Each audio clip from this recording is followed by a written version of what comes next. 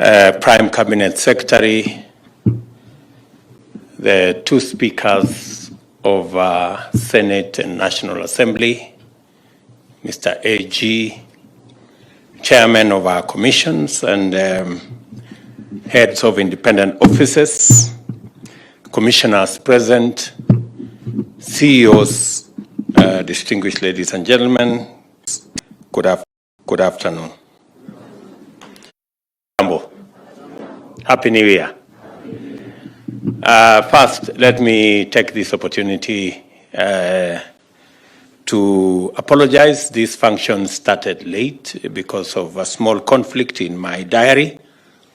I was engaged in another meeting with the Ministry of Health because health is a very important component of our bottom-up economic transformation agenda, commonly known as the plan.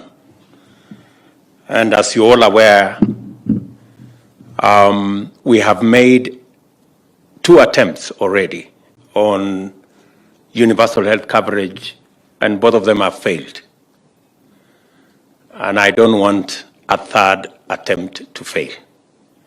So, do you remember Charity Ngilu and Professor Nyang Nyong tried it in the coalition government? There was another attempt by our Jubilee administration, and both attempts flopped. This time round, we must get it right, and that is why I am personally engaged in making sure that that program succeeds.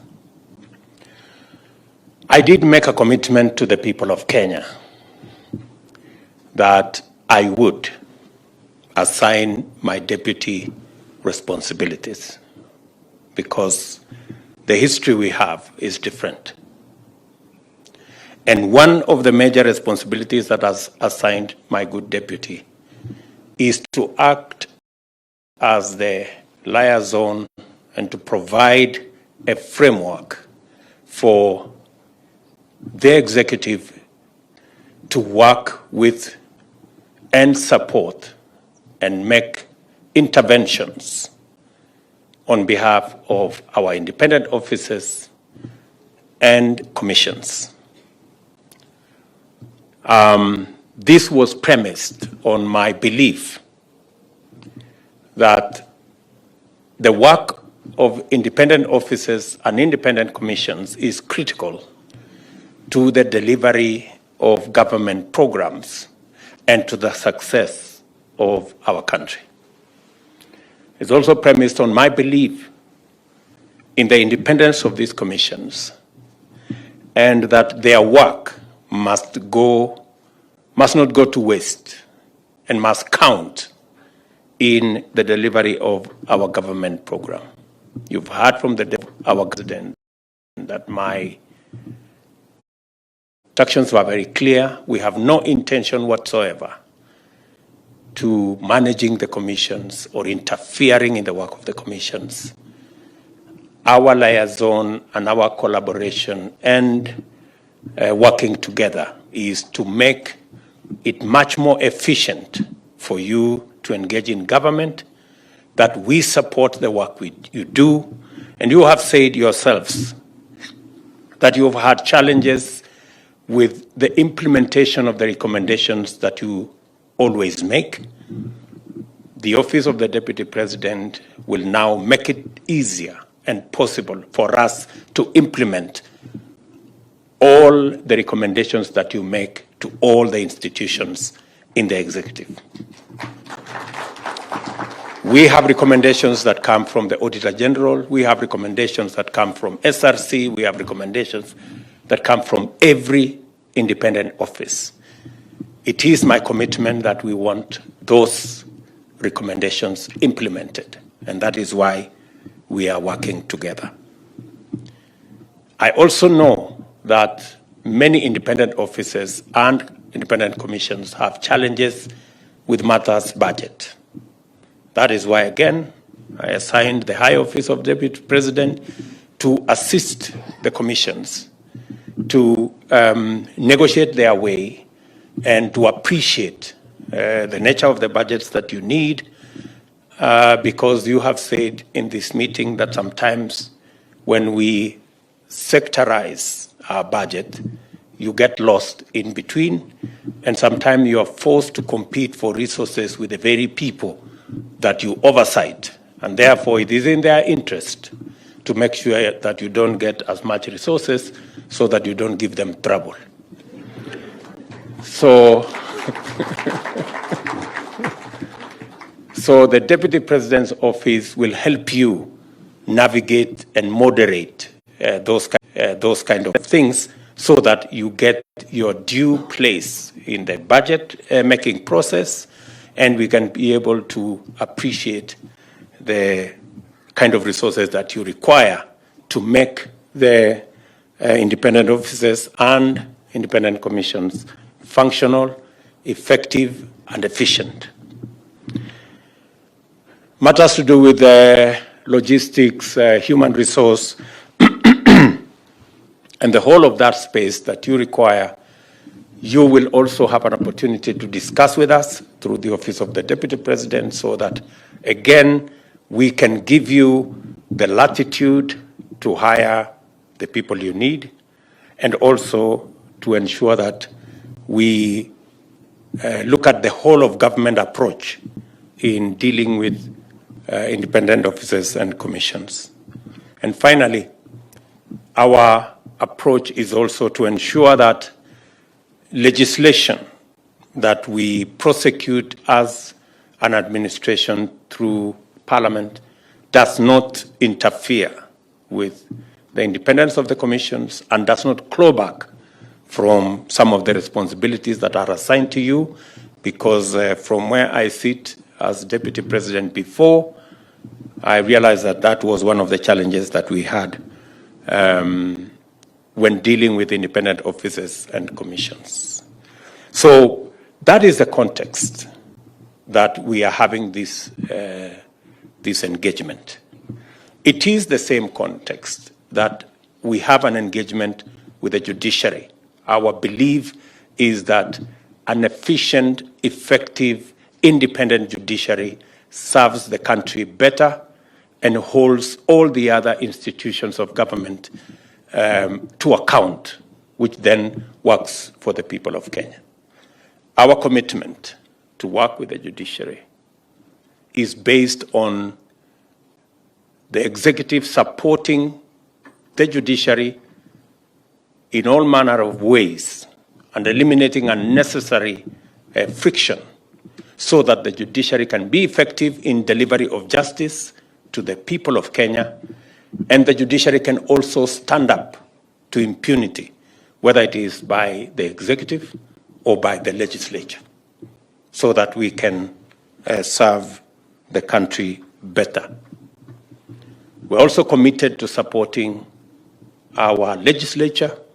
I have had consultations with the speakers so that they can also better discharge their oversight responsibility, provide a platform for the people of Kenya and their representatives to make their case, and to pass legislation that ensures that this country moves forward.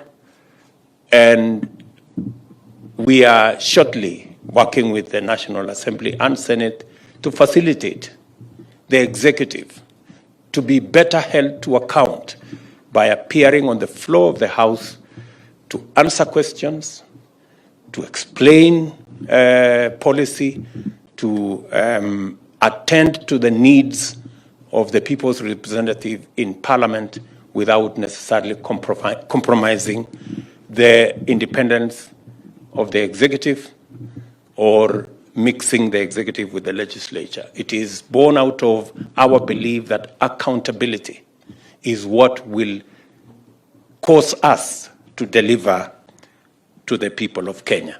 So it is in that context that I believe that we need to have a working formula and metrics and arrangement between all arms of government, including our independent commissions and independent offices. And therefore, I welcome all of you to this very highly important gathering. Thank you for making time to be here.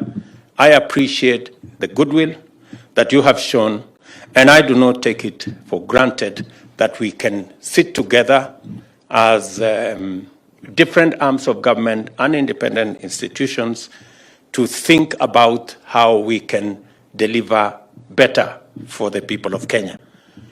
We have all come here to participate in a long overdue meeting.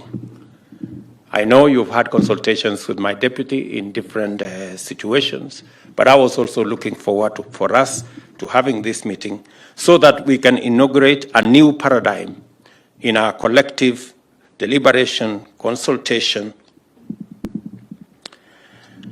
and aim at working to unlock the full potential and promise of our constitutional dispensation.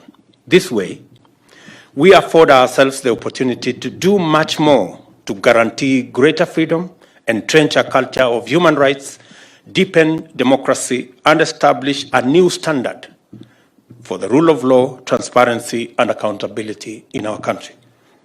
The Constitution has mandated us to perform different but no less special tasks to promote a sound environment for the attainment of the greater well-being and the flourishing of our full human potential of each and every one of our people.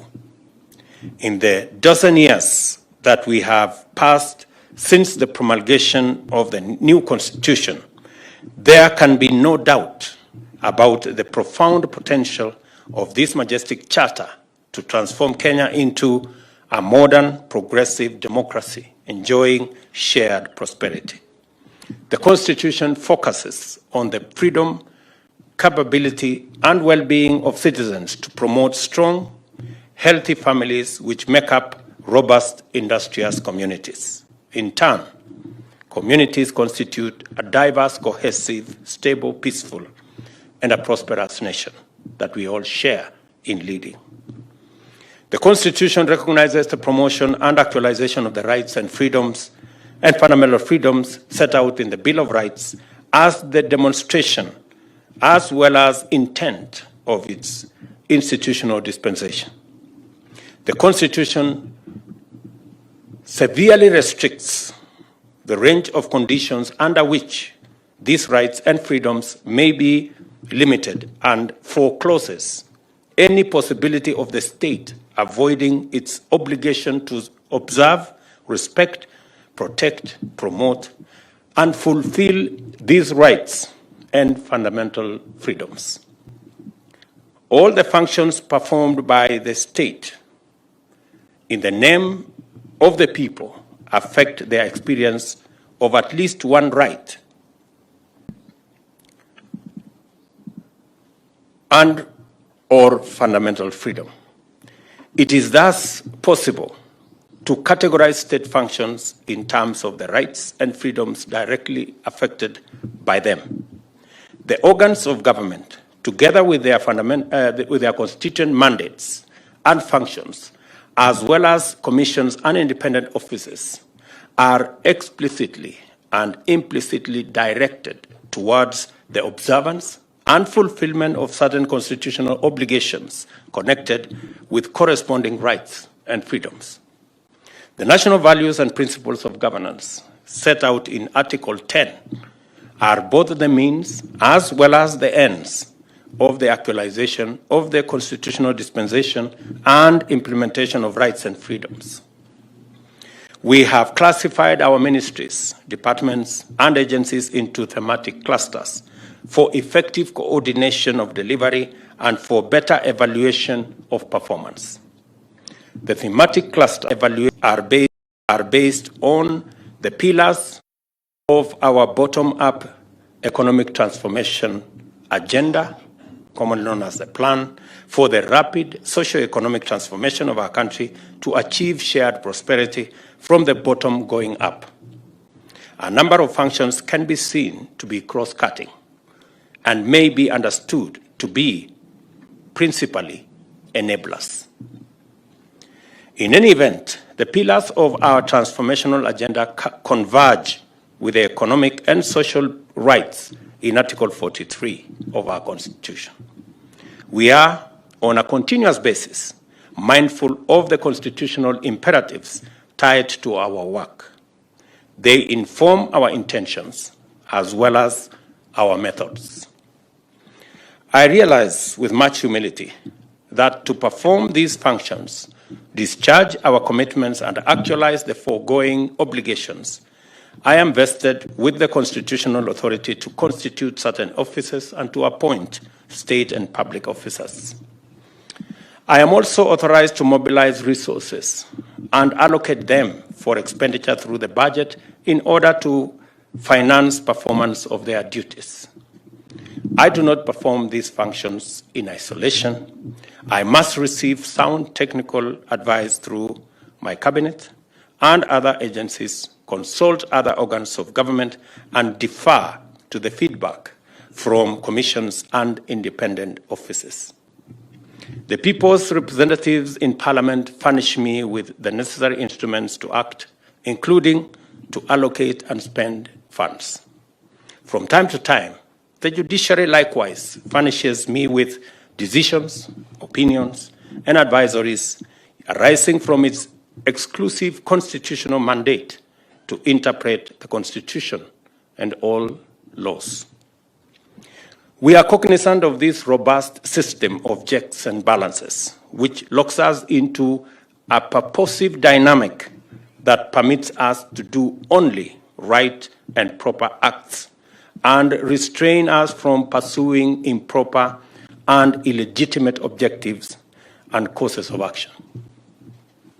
The Constitution recognizes the need for an institution to safeguard government against perverse or undesirable effects arising from a distortion of the system of checks and balances through collusion, capture, impunity, or asymmetry. It also recognizes the possibility of abuse, corruption, conflict of interest, and undue influence that can undermine the effectiveness of government and frustrate public interest. The safeguard designed by the Constitution to ensure that the public interest is insulated from failures in the three arms of government is the institution of commissions and independent offices set out in Chapter 15 of the Constitution. The objects for which they are established are explicit. 1, to protect the sovereignty of the people. 2, to ensure the observance by all state organs of democratic values and principles. And 3, to promote constitutionalism. A very strong indicator of their safeguard, or a very strong indicator of their safeguard role, is the constitutional architecture, in the fact that they are only subject to the Constitution, the law, and utterly liberated from any external influence, control, or direction.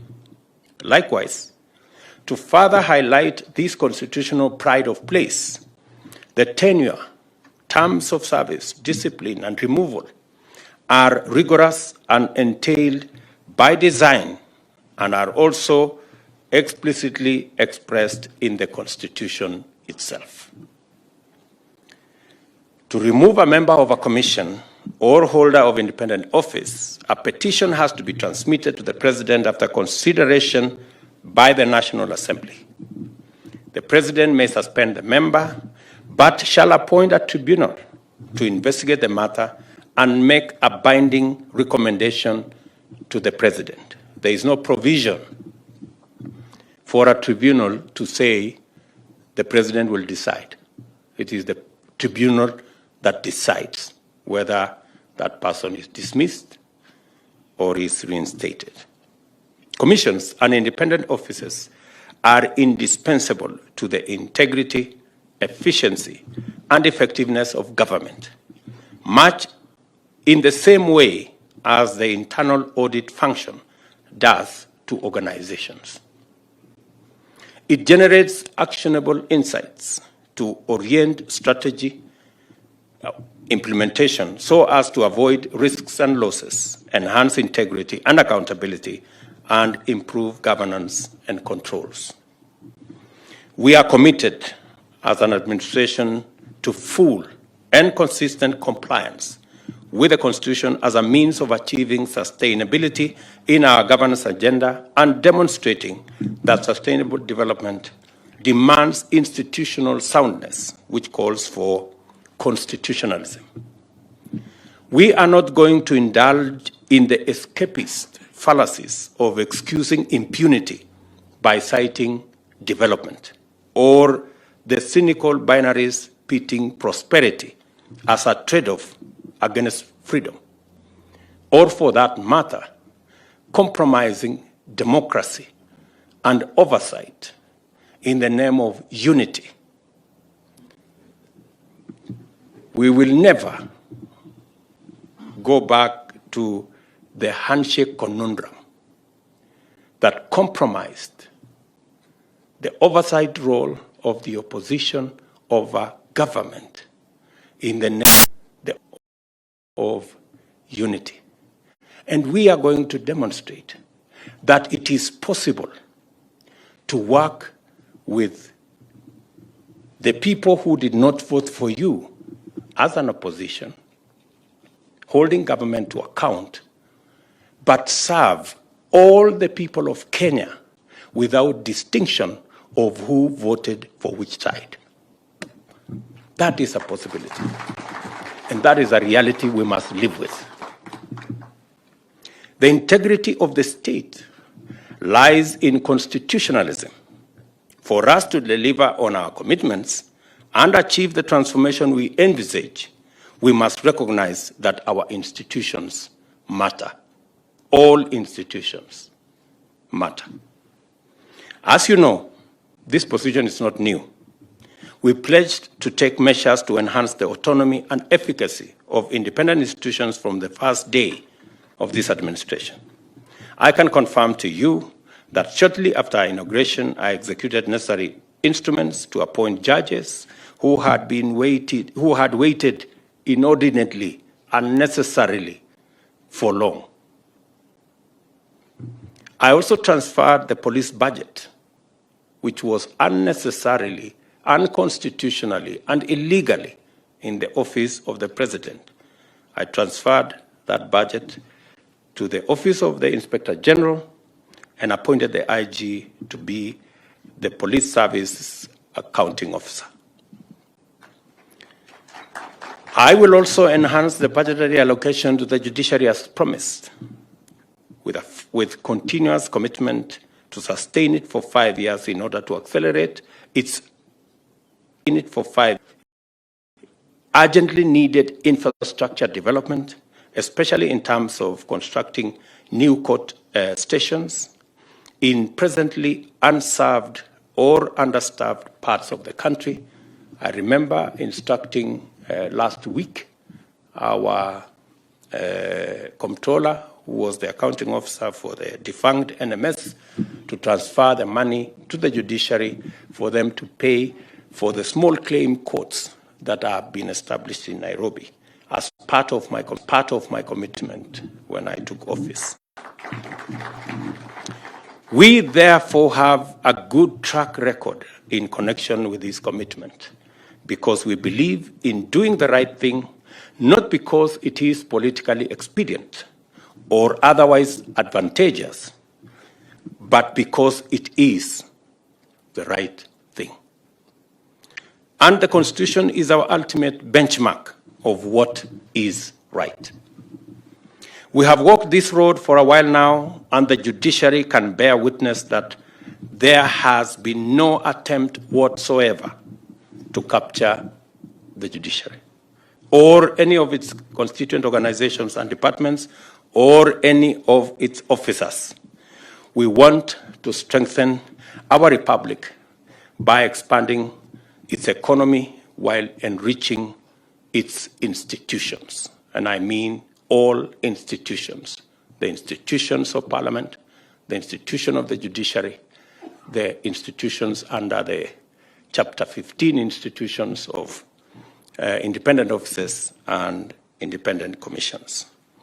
Any policy which has the intention or effect of undermining or compromising the autonomy and effective functioning of commissions and independent offices directly assaults the people's sovereignty and through commission or omission sabotages the realization of important rights and freedoms.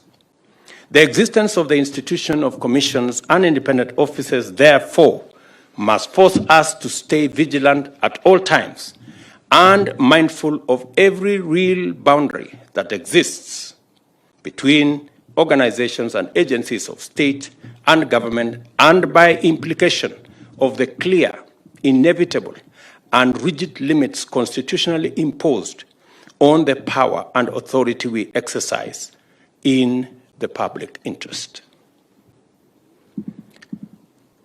The performance of the Independent Electoral and Boundaries Commission in the last general election and all the circumstances surrounding it are illustrative of this point.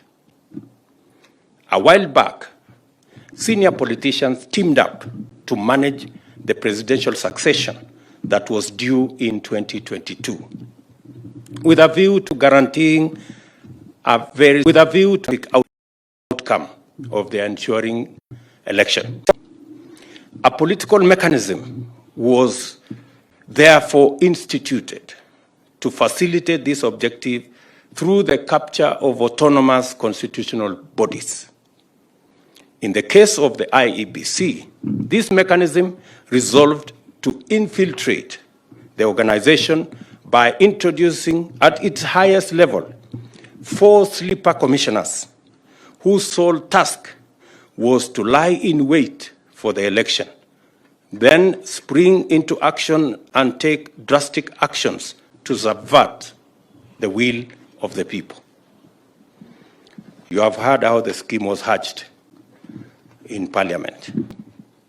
At the same time, the mechanism constituted a syndicate to execute a series of strategies consisting of bribery, blackmail, extortion, threats, and intimidation of various public officials of the IEBC, attempt their abduction, torture, and assassination, to storm the National Tallying Center and attempt treasonous insurrection, use of violence to cause the alteration of the vote tallying, as well as entice or bribe or force the IEBC chair to announce their favored candidate, or failing this, eliminate him and replace him with a willing accomplice from among the sleepers.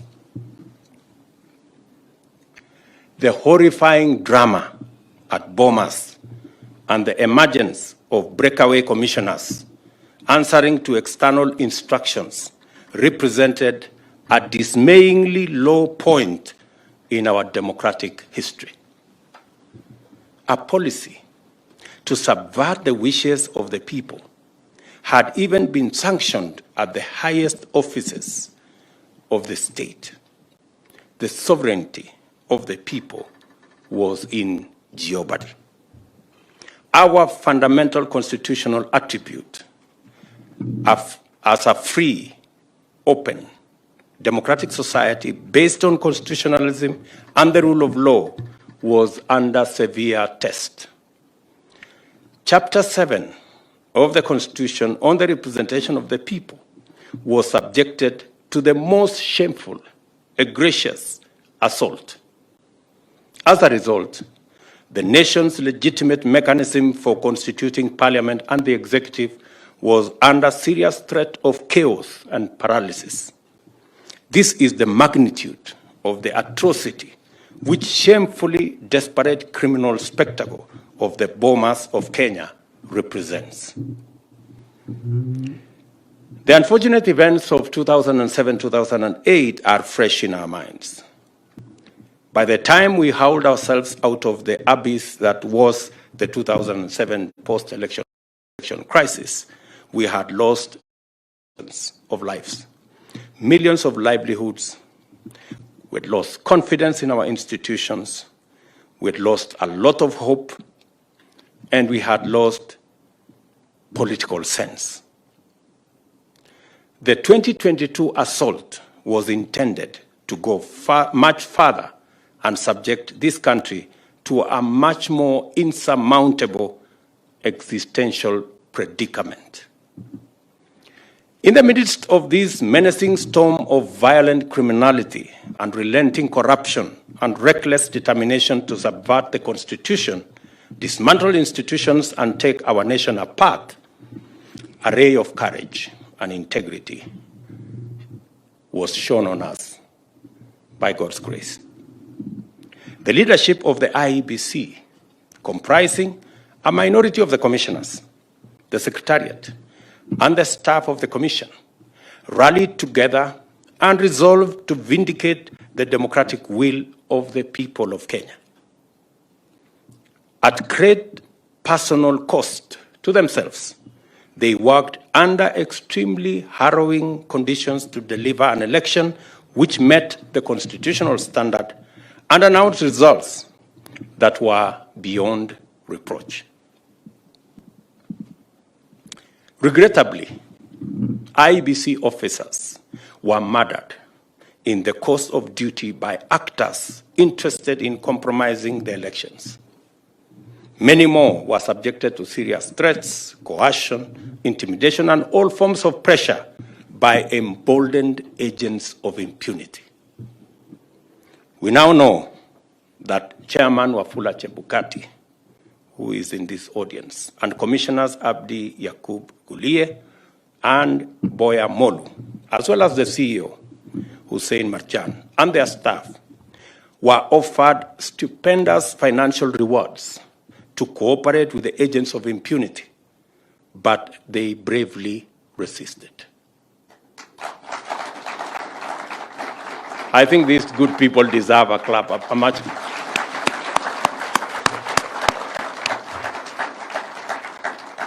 We also know that they were subsequently threatened with dire consequences for them and their families if they did not do the system's bidding and overturn the choice of Kenyans. Again, we know that they stood strong and firmly said no. Can we clap for these people?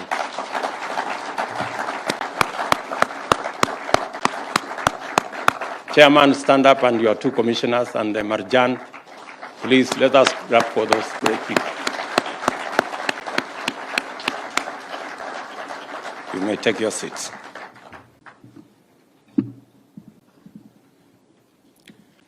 We also know that there was a direct attempt to abduct Wafula Chebukati and murder him so that the commission would be paralyzed, or a compliant commissioner take over and subvert the people's sovereignty. It was a hard, cold, and lonely time. The threats were dire. The promised rewards very lavish, and the pressure relentless. It matters always that a public officer endeavors to do the right thing. It matters even more that a state officer did not once hesitate, even for the briefest moment, to stand his ground and do the right thing under the circumstances surrounding the announcement of the final presidential results in Bomas. We salute with great admiration the steadfast and the steadfastness, integrity, and leadership through example that Wafula Chebukati provided at the IEBC. It is this uncompromising commitment to his constitutional responsibility that enabled Chebukati lead IEBC in learning effectively from the 2013-2017 elections to deliver an election that met the highest standards, and in fact, that was unstealable. It takes a person who can stare death in the face and nevertheless pursue the right course of action to uphold, protect, and defend our constitutional values and principles, and to enable the legitimacy and to enhance the legitimacy of our institutions, as our brothers in the IEBC did. The IEBC had 3 such people, just 3.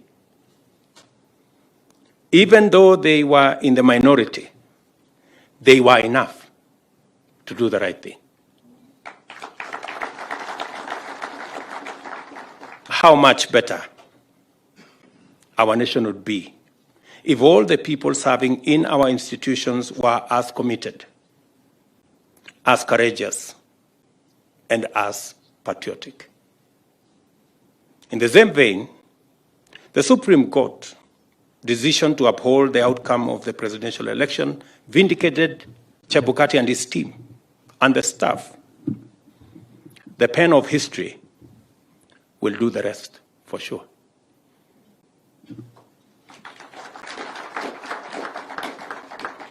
Through Wafula Chebukati, we have seen what integrity looks like at work. We have witnessed him lead an organization in learning from its mistakes and do better each succeeding time. We have seen him refine the art and science of delivering elections that are difficult to overturn. Finally, we have seen him and his team withstand heat and pressure, resist threats and intimidation, reject bribes and enticements in order to stand with the Constitution and with the people of Kenya. How I wish each and every chairman, each and every commissioner, and each and every holder of an independent office can stand in the manner in which Chebukati has led and his team by example. I hope that no other chairman of IEBC or indeed any other institution or commission will have to endure the kind of humiliation, threats, blackmail, bribery, and everything else that Chebukati and his team went through. Chebukati's experience and the fine example, and his fine example brings home in graphic detail the implicit admonition of the Constitution. Commissions and independent officers are the auditors of auditors. They watch over watchmen.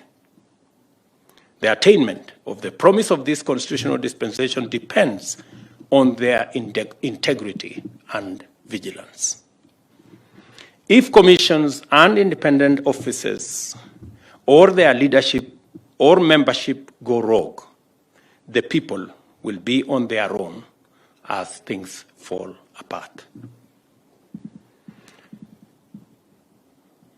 If, on the other hand, commissions and independent officers are steadfast in advancing their constitutional mandate, as the Chebukati team have demonstrated to us, Kenya's institutions will receive the necessary impetus towards realizing the people's aspirations by protecting rights, enhancing freedoms, deepening democracy, and unlocking the huge potential that our country is.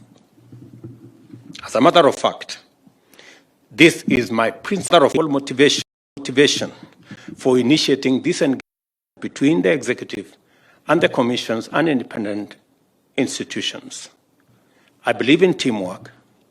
We are all on the same side, even if we play different parts. If every institution rises to their highest potential and operates effectively, there will be opportunity for coordination, collaboration, cooperation, and complementarity, as well as a healthy competition for the benefit of the people of Kenya. And I dare say the same of Bishop Emeritus Eliud Wabukala. Your service at EACC, the stability you have brought, the focus you have instilled, and your team stands out. You leave EACC with your head high up. And again, congratulations. Congratulations, my sister, Dr. Jane Kiringai. You have worked with me. I know your passion and commitment. I remember the incident when I told you, please, when it's time to leave, don't hesitate. And I was saying it in the context of those of us who are politicians, because I was explaining to her how many politicians, they never know when to leave until the people throw them out. So, but I agree with you. Maybe it's time to change stations, not. And the things you have so passionately articulated about our cities and towns, I agree with you. It is on my radar to do. Our housing plan is targeting our cities and towns so that we can eliminate informal settlements and the people who live in squalor. Our plan on solid waste to energy, both in Nairobi and all the other towns, is part of the plan around our cities. Our plan on greening cities and making sure that they are clean, including the commission we have set up on Nairobi rivers, is part of the plan of us sorting out our cities. So we are properly aligned and we share in that vision.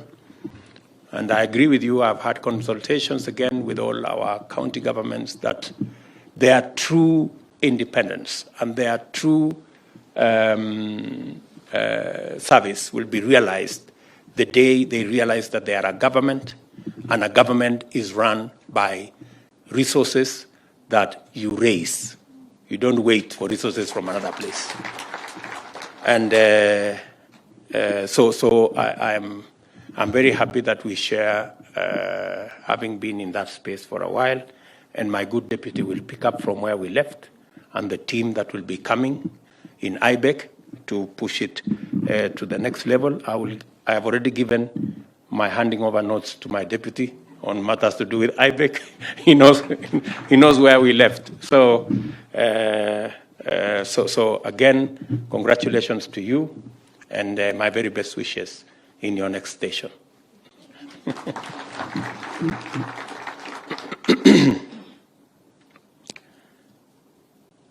Finally, the purpose of this gathering, therefore, is to kickstart sustained deliberation and productive engagement on the most appropriate ways and means of accelerating the full actualization of our constitutional dispensation.